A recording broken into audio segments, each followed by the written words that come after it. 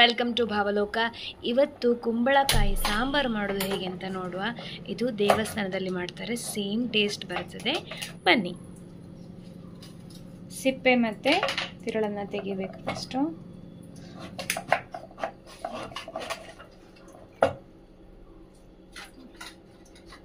ಈ ಸಿಪ್ಪೆನ ಪಲ್ಯ ಮಾಡ್ಬೋದು. ನಾನು ಆಲ್ರೆಡಿ ಈ ವಿಡಿಯೋನ ಹಾಕಿದ್ದೇನೆ ನೋಡಿ, ತುಂಬ ಟೇಸ್ಟ್ ಆಗಿರುತ್ತೆ. ಈ ಬೀಜದ್ದು ತುಂಬ ಹೆಲ್ತ್ ಬೆನಿಫಿಟ್ಸ್ ಇದೆ ಅಂತ ಕೇಳಿದ್ದೇನೆ. ಇದನ್ನು ಯಾವ ರೀತಿ ನಾವು ಕನ್ಸ್ಯೂಮ್ ಮಾಡ್ಬೋದು ಅಂತ ನಿಮಗೆ ಗೊತ್ತಿದ್ರೆ ಇದನ್ನು ಕಮೆಂಟ್ ಮೂಲಕ ಶೇರ್ ಮಾಡಿ. ಸಿಪ್ಪೆನ ತೆಗಿಲಿಕ್ಕೆ ಫಸ್ಟ್ ಈ ಥರ ಸಪೂರ ಮಾಡಿಕೊಂಡ್ರೆ ಸಿಪ್ಪೆ ಈಸಿಯಾಗಿ ಈ ಥರ ಬರ್ತದೆ ನೋಡಿ. ಇದನ್ನು ನೀವು ಪಲ್ಯ ಮಾಡ್ಬೋದು. ಸಿಪ್ಪೆಲ್ಲ ತೆಗೆದ್ಮೇಲೆ ಕಟ್ ಮಾಡುವ. ತುಂಬ ಸಣ್ಣ ಕಟ್ ಮಾಡಬಾರ್ದು ಕುಂಬಳಕಾಯಿ ಸಾಂಬಾರಿಗೆ. ಪೀಸ್ ಸ್ವಲ್ಪ ದೊಡ್ಡ ದೊಡ್ಡ ಬೇಕು.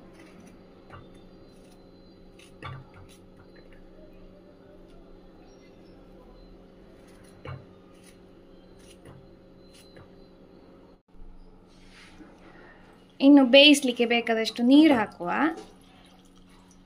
ತುಂಬ ಹಾಕೋದು ಬೇಡ, ಇಷ್ಟು ಸಾಕು. ಹೋಳನ್ನು ಬೇಯಿಸುವಾಗ ರುಚಿಗೆ ತಪ್ಪಷ್ಟು ಉಪ್ಪು ಹಾಕಿ, 1-1.5 ಸ್ಪೂನ್ ಎಲ್ಲ ಬೇಕು. ಒಂದಿಷ್ಟು ದೊಡ್ಡ ತುಂಡು ಬೆಲ್ಲ ಬೇಕು.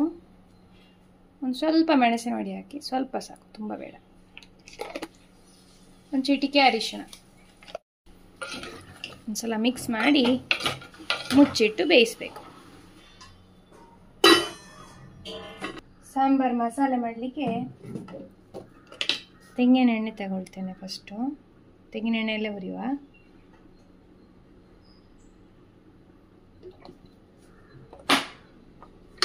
ಇನ್ನು ಸ್ವಲ್ಪ ಉದ್ದಿನಬೇಳೆ ತುಂಬ ಹಾಕಬಾರ್ದು, ಅದು ಮಂದಾಗ್ತದೆ. ಸ್ವಲ್ಪ ಉದ್ದಿನಬೇಳೆ, ಸ್ವಲ್ಪ ಜೀರಿಗೆ, ಕೊತ್ತಂಬರಿ ಬೀಜ ಸ್ವಲ್ಪ ಜಾಸ್ತಿ ಹಾಕಿ. ಕಂಪೇರ್ ಟು ಉದ್ದಿನಬೇಳೆ ಕೊತ್ತಂಬರಿ ಬೀಜ ಸ್ವಲ್ಪ ಜಾಸ್ತಿ ಹಾಕಿ. 2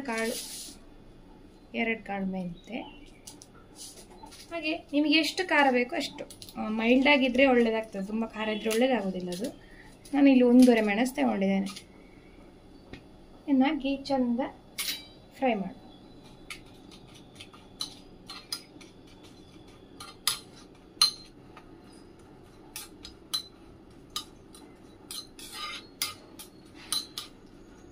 ಮೆಣಸು ಸ್ವಲ್ಪ ಕಲರ್ ಚೇಂಜ್ ಆದಮೇಲೆ 4 ಕಾಳು ಇಂಗು ಹಾಕಿ ಒಳ್ಳೆ ಘಮ ಘಮ ಅಂತ ಪರಿಮಳ ಬರ್ತದೆ ಆವಾಗ. ಮತ್ತೆ ಸ್ವಲ್ಪ ಹೊತ್ತು ಅದನ್ನು ಹಾಗೆ ಫ್ರೈ ಮಾಡಿ ಆಫ್ ಮಾಡಿ. ಬೇಗ ಬೇಯ್ತದೆ ಕುಂಬಳಕಾಯಿ ನೋಡಿ, ಬೇಗ ಇದು ಬೆಂದಿದೆ. ಈಗ ಇನ್ನು ಆಫ್ ಮಾಡು.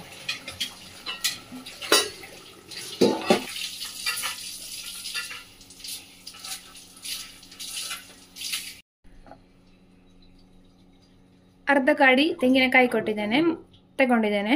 ಹಾಗೆ ಹುರಿದ ಮಸಾಲೆಯನ್ನು ಹಾಕಿ ರುಬ್ಬುವ.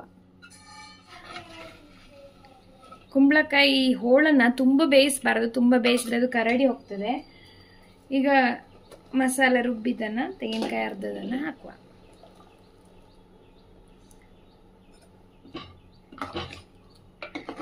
ದೇವಸ್ಥಾನದ ಸಾಂಬಾರು ತುಂಬ ನೀರಿರ್ತದೆ, ಅಂದರೆ ಮಂದ ಇರೋದಿಲ್ಲ, ಗಟ್ಟಿ ಇರೋದಿಲ್ಲ. ಹಾಗೆ ತುಂಬ ಮಂದ ಮಾಡಿದರೆ ಟೇಸ್ಟ್ ಆಗೋದಿಲ್ಲ ಕುಂಬಳಕಾಯಿ ಸಾಂಬಾರು. ಇನ್ನೊಂದು ಸ್ವಲ್ಪ ನೀರು ಹಾಕ್ಬೋದು.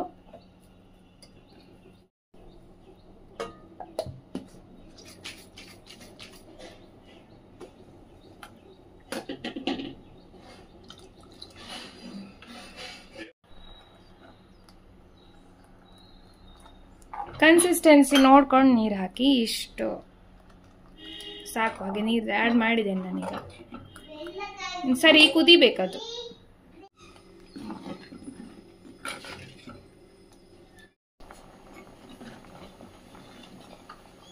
ಚೆನ್ನಾಗಿ ಕುದೀತಾ ಇದೆ.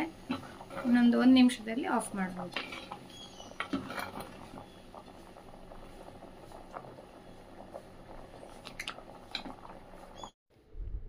ತೆಂಗಿನ ಎಣ್ಣೆ, ಸಾಸಿವೆ, ಕೆಂಪು ಮೆಣಸು ಹಾಗೆ ಸೊಪ್ಪು ಹಾಕಿ, ಕರಿಬೇವಿನ ಸೊಪ್ಪು ಹಾಕಿ ಒಂದು ಒಗ್ಗರಣೆ ಕೊಡಿ.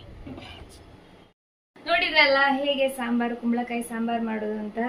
ಈ ರೆಸಿಪಿನ ನೀವು ಮಾಡಿ ನಿಮಗೆ ಹೇಗಾಯಿತು ಅಂತ ಕಮೆಂಟ್ ಮೂಲಕ ತಿಳಿಸಿ. ಶೇರ್ ಮಾಡಿ, ಲೈಕ್ ಮಾಡಿ, ಕಾಮೆಂಟ್ ಮಾಡಿ. Thank you so much for watching this video. Bye bye, take care. Bye bye. Take care.